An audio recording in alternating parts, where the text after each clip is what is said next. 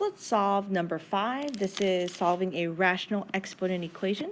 So you have x minus 2 all raised to 2/3 equals 4. So what we're going to do is we're going to raise each side to the reciprocal of that power. So raise each side to 3/2. So when you do that, that cancels out that rational exponent on the left side. So now we have x minus 2 equals 4 to the 3/2. Now you have to remember the bottom number is the index. So what that changes to is the square root of 4 raised to the 3rd power.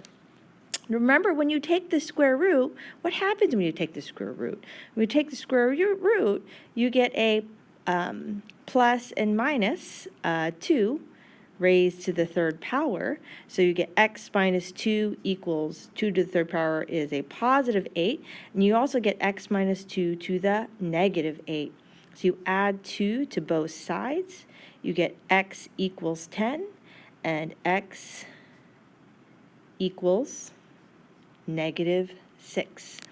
And if you plug that in and check, and you should plug it in and check, you would see that that is a true answer. So make sure that you check your solution.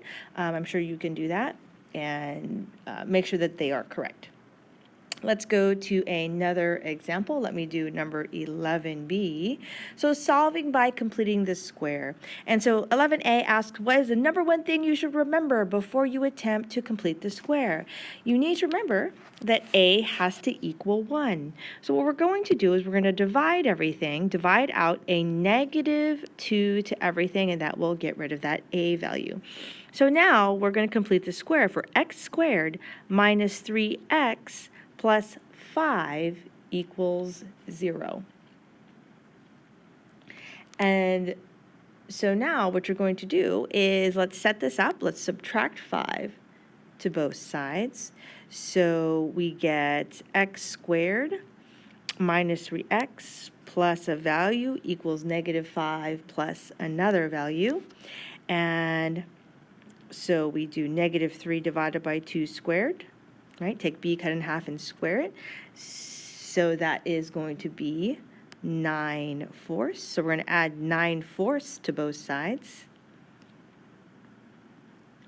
So when we rewrite it as a squared binomial, it's x minus 3/2 squared equals negative 5 plus 9/4. So let me do a little bit of extra work on the side. So negative 5, we need a common denominator, so that is negative 20 over 4 plus 9/4. That is going to equal negative 11/4. Okay, so next what you're going to do is you're going to square root both sides. So you get x minus 3/2 equals, okay, and remember when there's a negative in the square root, that becomes an I, plus or minus I square root of 11 all over 2. So you're going to add 3/2 to both sides and then simplify. So it's going to be 3 plus or minus I root 11 all over 2. So make sure that you simplify it all the way. Make sure you're using I, and that will help that out. Okay, the next example I will do is number 14, so rationalizing the denominator. So we have 7 cubed root of 49x to the 5th. So you're not supposed to leave radicals in the denominator, so we need to rationalize this. So let's first simplify a little bit. So 7, we have cubed root of 49 changes to 7 squared x. I'm going to say x cubed x squared. So I kind of know what I have. So we know 3 and 2 is 5. So we know this is going to come out the x cubed, but we're missing one more 7 and one more x in the denominator. So we're going to multiply the top and the bottom by what's missing.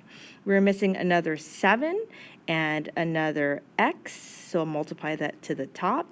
So then this simplifies to 7 cubed root of 7x all over, and now we have cubed root of 7 cubed x3, and so that comes out to 7 cubed root of 7x all over 7x squared.